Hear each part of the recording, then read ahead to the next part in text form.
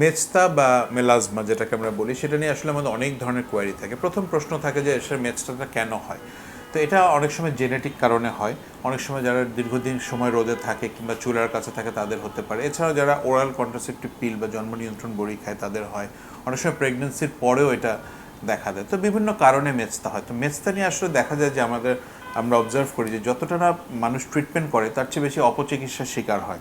সে নিজে নিজে অনেক কিছু ইউজ করে, এর ওর কথায় অনেক কিছু ব্যবহার করে। দেখা যাচ্ছে যে দোকান থেকে বা অনলাইনে বিভিন্ন ধরনের প্রোডাক্টস ইউজ করে যেগুলিতে বিভিন্ন ক্ষতিকারক মাত্রা স্টেরয়েড, লেড এগুলো থাকে, যাতে ত্বকের পার্মানেন্ট ড্যামেজ হয়।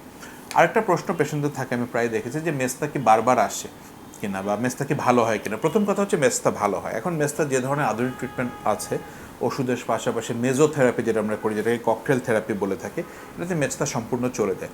কিছু কিছু মেস্তা আছে যে সামান্য পরিমাণে ব্যাক করে, তবে আগের মতো অতটা সিভিয়ার হয় না। সেক্ষেত্রে হাইড্রোকুইনন বা কোজিক অ্যাসিড জাতীয় ওষুধ দিয়ে আমরা সারাতে পারি।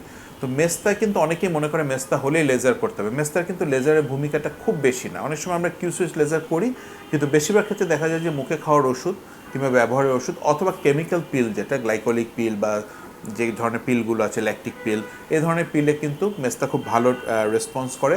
আর মেজোথেরাপি যেটা বললাম, ককটেল, যেখানে alpha arbutin, glutathione, vitamin C, ascorbic acid, এগুলোর একটা কম্বিনেশন থাকে, সেটা আমরা একটা নিডল দিয়ে ডার্মিস পর্যন্ত দিয়ে দিই। এতে কি হয় কি, মেলানিন তৈরির যে প্রক্রিয়াটা এটা স্লো হয়ে যায়, মেলানোসাইটিক স্টিমুলেটিং হরমোনকে এটা কাজ করা বন্ধ করে দেয়। এভাবে মেস্তা যেখান থেকে তৈরি হয় বা প্রোডাকশনটা হয় সেটাই নষ্ট হয়ে যায়। তো সুতরাং মেস্তাটা আর ফেরত আসে না।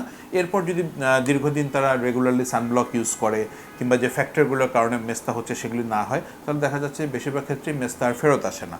তো যেটা বললাম যে মেস্তা আসলে আপনি একজন ত্বক বিশেষজ্ঞের বা ডার্মাটোলজিস্টের পরামর্শ নেবেন, কারণ আগেই বললাম যে মেস্তার কিন্তু চিকিৎসার চেয়ে অপচিকিৎসাটা বেশি হয়। তো মেস্তার লাস্টে আমি বলতে চাই যে মেস্তা অবশ্যই ট্রিটমেন্টে ভালো হয়, মেস্তার ট্রিটমেন্ট আছে এবং মেস্তা নিয়ে দুশ্চিন্তার কোনো কারণ নেই।